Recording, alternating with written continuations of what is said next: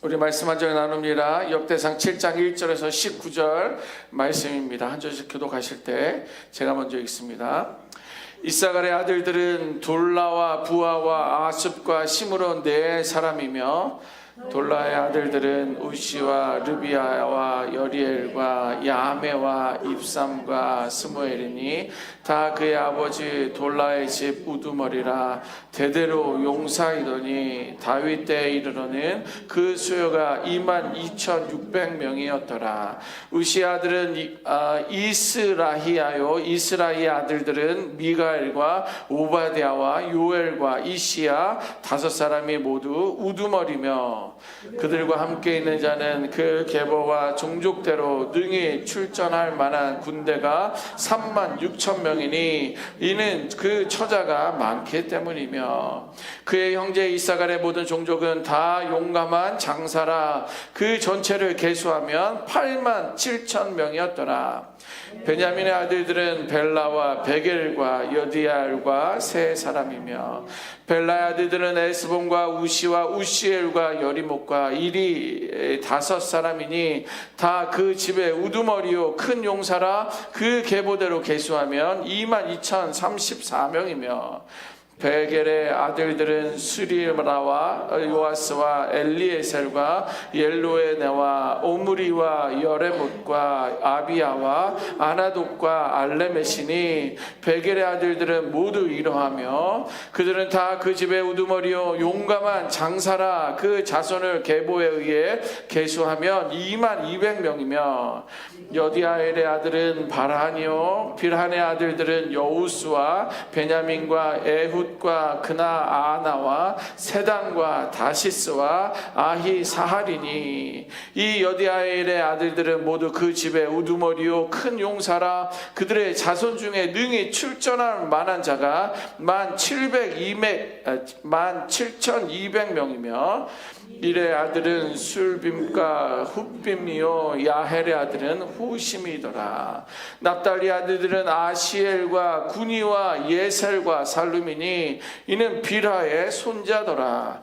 므낫사의 아들들은 그의 아내가 낳아준 이스라엘과 그의 소실 아람 여인이 낳아준 길르앗의 아버지 마길이니, 마길은 훗빔과 숫빔의 누이 마아가라 하는 이에게 장가 들었더라.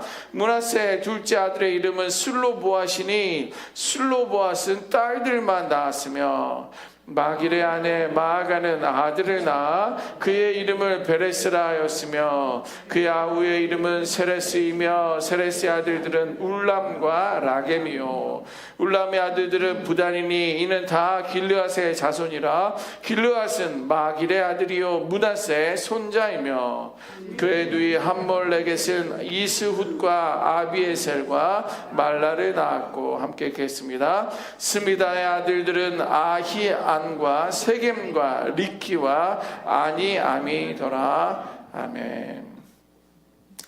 오늘 본문은 네 가지 지파를 소개하고 있습니다. 하나는 이사갈, 베냐민, 납달리, 므낫세 지파입니다.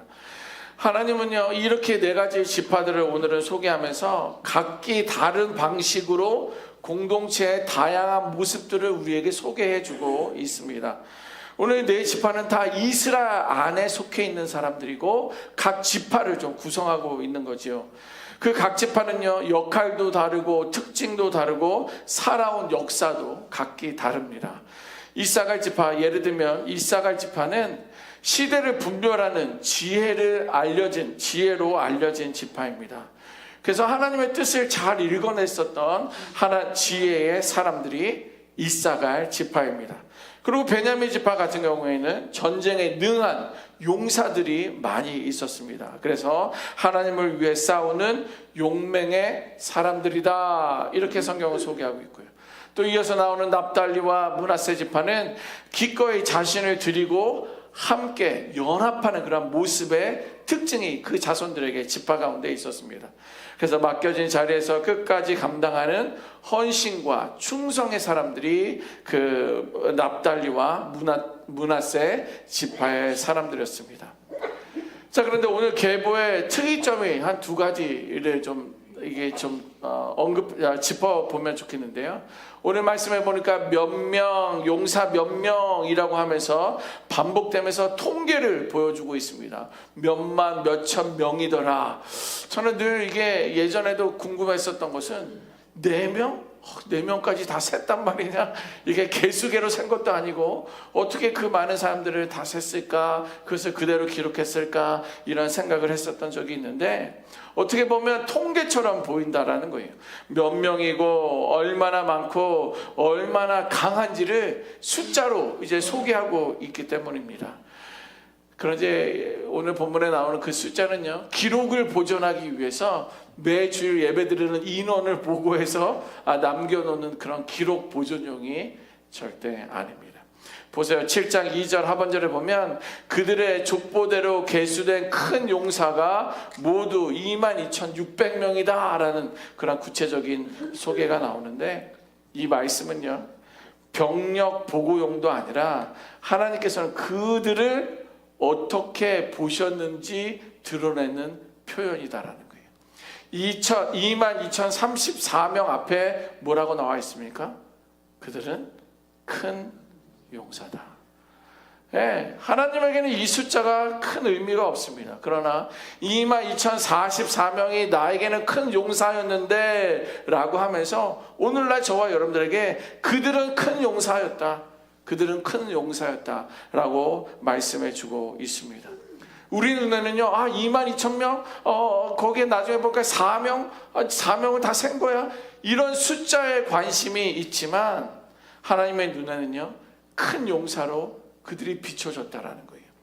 하나님은 그들의 뛰어난 전투 능력이나 신체적인 강함 때문에 그들을 큰 용사라고 말씀하신 것이 아니에요. 아니, 목사님, 그러면 그들은 싸움도 못하고 등치도 작고 전쟁에서 날마다 지는데 하나님은 그냥 큰 용사로 보셨다라는 것입니까? 큰 용사로 믿었다라는 것입니까? 아니요. 그들은 실제적으로 싸움도 잘하고 전쟁에 능했던 큰 용사들입니다. 그러나 우리가 여기서 초점을 맞춰야 되는 것은 뭐냐면 그들은 하나님을 향한 충성과 헌신의 사람들이었다라는 거예요.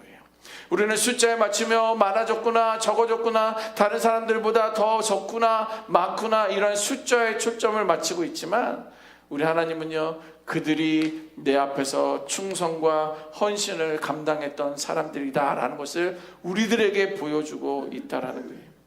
무슨 말입니까? 그들은 하나님께 드려질 준비가 되었던 사람들이고 하나님께 드려진 사람들이었다라는 거예요.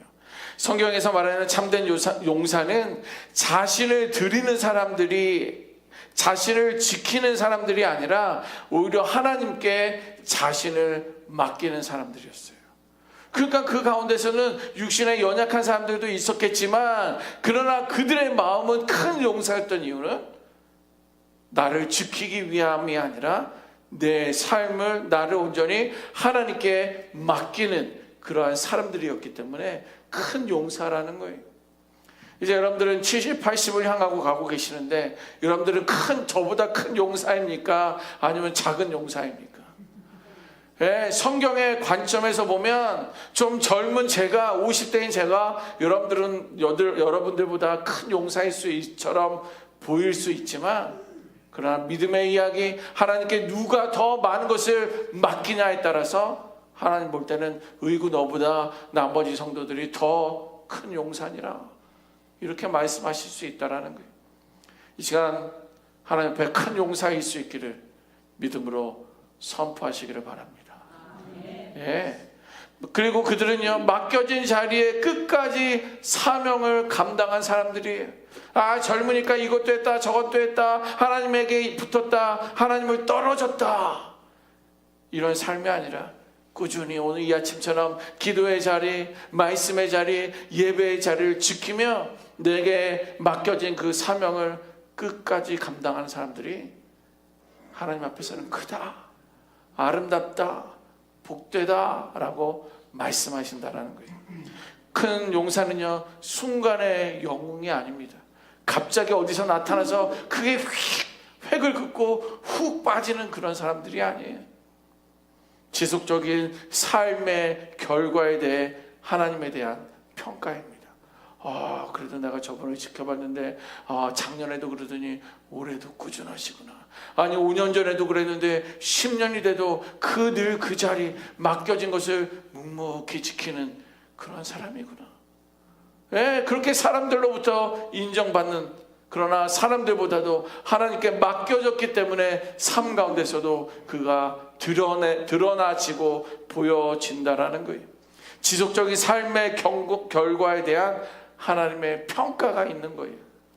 흔들리지 않고 믿음과 신앙에 있어서 물러서지 않고 자기의 자리를 지켜낸 사람이 하나님 앞에서는 큰 용사다라고 말씀하셨던 거예요.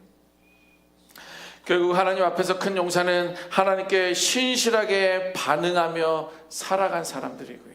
또 하나님 앞에서 책임을 감당하는 사람들이고, 그래서 그들은 하나님의 부르심을 감당하는 사람들이에요.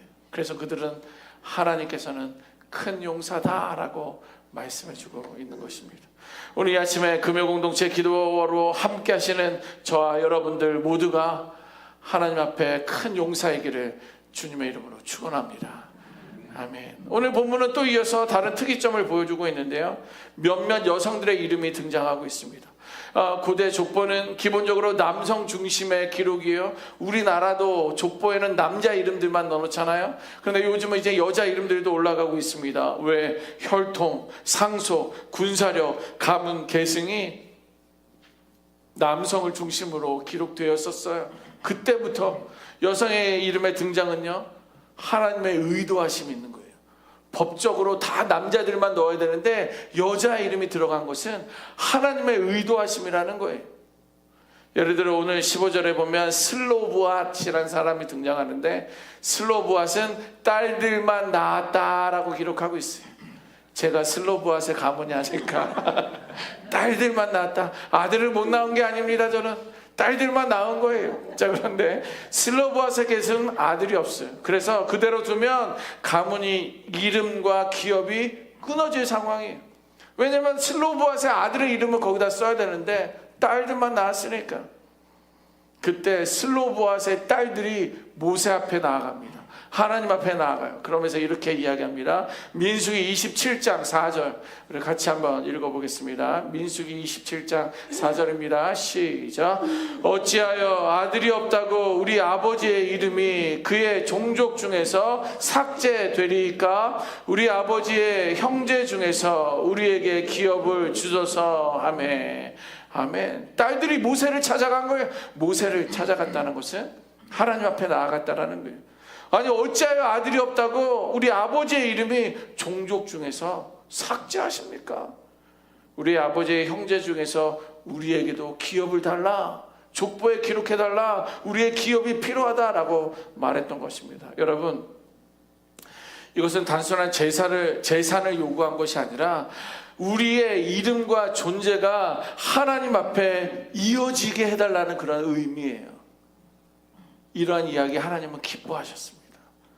그래서 그 상속 규례를 새롭게 하시며 딸들에게도 주어라, 딸들의 이름을 올려라, 상속 규례 자체를 바꾸신 것입니다. 그들의 이름이 끊어지지 않도록 해라 라고 하나님께서 그 역사하심이 여자 가치가 없었고 별로 그런 의미가 없었던 그 여자들에게도 조차도 하나님은 나는 너희들을 기억한다, 너희들을 잊게 하겠다라고 약속하셨던 그런 모습을 볼 수 있습니다. 여러분, 이렇게 보이지 않는 자리에도 이름 없이 지나가는 삶이 아니라 하나님 앞에서는 분명히 기억되고 있다라는 거예요. 그래서 족보는 개인의 기록이 아니라 구속사 안에서 연결된 이야기입니다. 이제 여러분들은 숫자로 남으시겠습니까? 아니면 하나님 앞에 의미로 남으시겠습니까? 이름 없는 존재로 사라지기보다 하나님 앞에 기억되는 그러한 용사로 살아갈 수 있기를 주님의 이름으로 축원합니다. 아멘. 오늘 말씀을 기억하며 결단하며 기도하도록 하겠습니다.